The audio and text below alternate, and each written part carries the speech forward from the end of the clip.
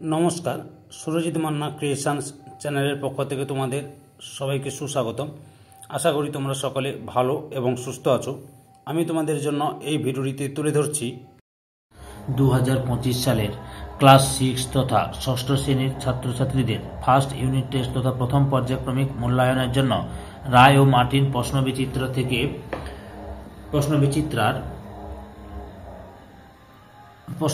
থেকে বাংলার একসেট প্রশ্নপত্রের সম্পূর্ণ সমাধান করছি। তার আগে তোমাদের কাছে অনুরোধ, তোমরা ভিডিওটি না টেনে পুরোটা দেখো। ভিডিওটি কেমন লাগলো কমেন্ট করে জানিও, ভিডিওটিতে লাইক দাও এবং শেয়ার করো, এবং চ্যানেলে নতুন হলে চ্যানেলটিকে সাবস্ক্রাইব করে চ্যানেলের সঙ্গে যুক্ত হয়ে যাও।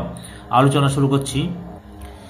6 নম্বর মডেল সেট বইতা MN হাই স্কুল এইচএস এবং বারুইপুর হাই স্কুল এইচএস এই দুটি স্কুলের প্রশ্নপত্রের সেটটি আলোচনা করছি। একের দাগে সঠিক উত্তরটি বেছে নিয়ে লেখো। 1.1 পাম গাছ সাধারণত জন্মায় মরু অঞ্চলে। 1.2 হাতির ডাককে বলে, অপশান ক্ষয়ে বৃহঙ্গন। 1.3 শঙ্কর এমু পাখি দেখেছিল, অপশান কয়ে সবেদা গাছে। 1.4 মন ভালো করা গদ্যাংশে, অপশান কয়ে মাছরাঙা নাম পাখির নাম উল্লেখ করা হয়েছে। 1.5 অসুস্থ গাছটি প্রতীকজনের, অপশান ক্ষয়ে ছাতা। 1.6 ক্যাস্টাং সাহেব বন্যজন্তুদের সঙ্গে থেকেছেন, অপশান কয়ে 40 বছর। 1.7 মন যুক্ত রম সমান, অপশান ক্ষয়ে মনোরম। 1.8 জল খাবার কোন শ্রেণীর শব্দ, অপশান ক্ষয়ে যৌগিক শব্দ। 2 দাগে একটি বাক্যে উত্তর দাও। 2.1 অবনী বাড়ি আছো কবিতাটি কার লেখা, শক্তি চট্টোপাধ্যায়ের। 2.2 কুমোরে পোকার চেহারাটি কেমন। কুমোরে পোকার দেহ লিগলিকে সরু, এদের সমগ্র শরীরটি আগাগোড়া মিশমিশে কালো, কেবল মোটার মতো মাঝের অংশটি হলুদ রঙের।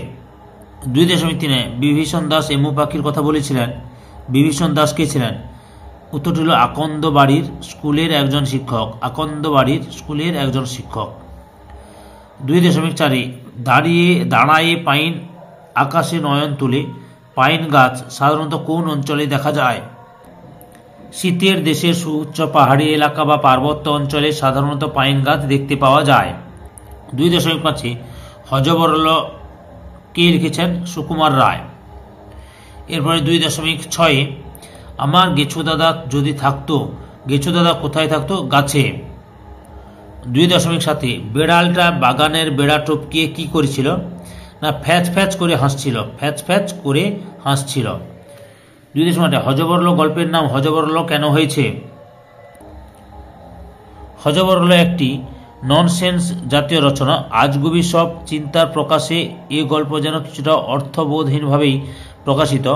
এই অর্থবোধহীনতার বিষয়টিকে ফুটিয়ে তোলার জন্য এরূপ নামকরণ বলে মনে হয়। 2.9 বিসর্গ রূপান্তরিত হয়ে স হয়েছে এমন একটি বিসর্গ সন্ধির উদাহরণ দাও। তিরহ যুক্ত কার, তিরস্কার।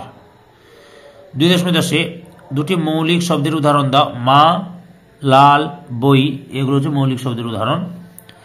2.11 যৌগিক শব্দের অপর নাম কি, সাধিত শব্দ। 2.12 সন্ধি বিচ্ছেদ করো। সরস্বতী, সরহ যুক্ত বতী, সরস্বতী। 2.13 মহাজন শব্দটি কি ধরনের শব্দ, রূঢ় শব্দ। 2.14 একটি ভগ্নাংশিক সংখ্যাবাচক শব্দের উদাহরণ দাও। সওয়া পাঁচটা। এরপরে 3 দাগে নিচের প্রশ্নগুলি উত্তর দাও। 3.1 রিউবেন ক্যাস্টাং কে ছিলেন, তিনি কিসের জন্য মৃত্যুর হাত থেকে রক্ষা পেতেন। রিউবেন ক্যাস্টাং ছিলেন একজন পশুপ্রেমী। কিভাবে বেঁচেছেন, উত্তরটি লক্ষ্য করো। অনেকবার মৃত্যুর সামনে পড়লেও তিনি প্রতিবারই বেঁচে গেছেন, কারণ তার পশুদের ভাষা সম্পর্কে অসাধারণ জ্ঞান ছিল। পশুদের ভাষা কিছু কিছু জানার ফলে তাদের গলার শব্দের অবিকল নকল করার ক্ষমতা থাকার জন্য এবং তাদের আদব কায়দা অনুসারে আচরণ করতে পেরেছেন বলে তিনি বন্য জন্তুদের আক্রমণ থেকে রক্ষা পেয়েছেন বা বেঁচেছেন। 3.2 বলে এলাম আমি আবার আসব, কে কোথায় আসতে চেয়েছেন। প্রশ্নোক্ত অংশটির বক্তা হলেন কবি অরুণ মিত্র। কবির সঙ্গে একটি ঘাসফড়িংয়ের আত্মীয়তার তৈরি হয়েছিল, কিন্তু তাকে ছেড়ে কবিকে কর্মসূত্রে দূরে চলে যেতে হয়েছিল। তাই নতুন আত্মীয়ের কাছ থেকে বিদায় নেওয়ার সময় কবি নতুন আত্মীয় ঘাসফড়িংকে বলে এসেছিলেন যে তিনি আবার বন্ধুর কাছে ফিরে আসবেন। 3.3 দাগে ভর দুপুরে কবিতায় গ্রাম বাংলার অলস দুপুরের ছবিটি নিজের ভাষায় লেখ। কবি নীরেন্দ্রনাথ চক্রবর্তী গ্রাম বাংলার এক অলস মধ্যাহ্নের ছবি ফুটিয়ে তুলেছেন। শহুরে কর্মা কোলাহল থেকে দূরে এক অলস দুপুরে অস্বস্ত গাছের ছায়ায় শুয়ে এক রাখাল বালক আকাশের দিকে তাকিয়ে মেঘেদের আকাশকে ছুঁয়ে যাওয়া দেখেছে। দূরে চড়ে বেড়াচ্ছে গরু বাছুরের দল। মৃদুমন্দ বাতাস মাঠের মিহি ধুলো উড়িয়ে বয়ে যাচ্ছে। নদীর কূলে একটা খড় বোঝাই নৌকা বাঁধা রয়েছে। নৌকো চালানোর মতো তাগিদ দেখা যাচ্ছে না কারু।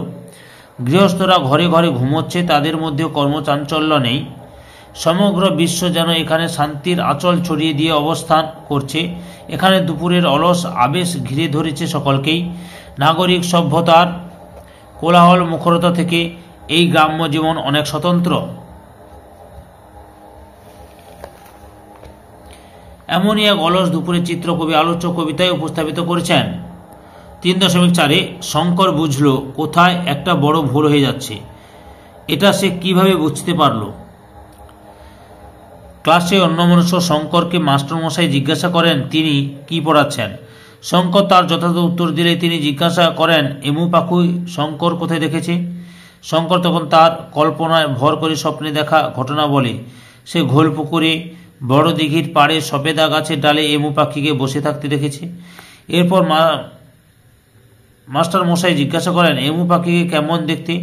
শঙ্কর বোঝে মাস্টার মশাইয়ের গলায় ঠাট্টার সুর। তখনই সে বুঝতে পারে তার কোথাও একটা বড় ভুল হয়ে যাচ্ছে। সম্পূর্ণ ভিডিওটি দেখে আমার চ্যানেলের পাশে থাকার জন্য তোমাদের সবাইকে অসংখ্য অসংখ্য ধন্যবাদ।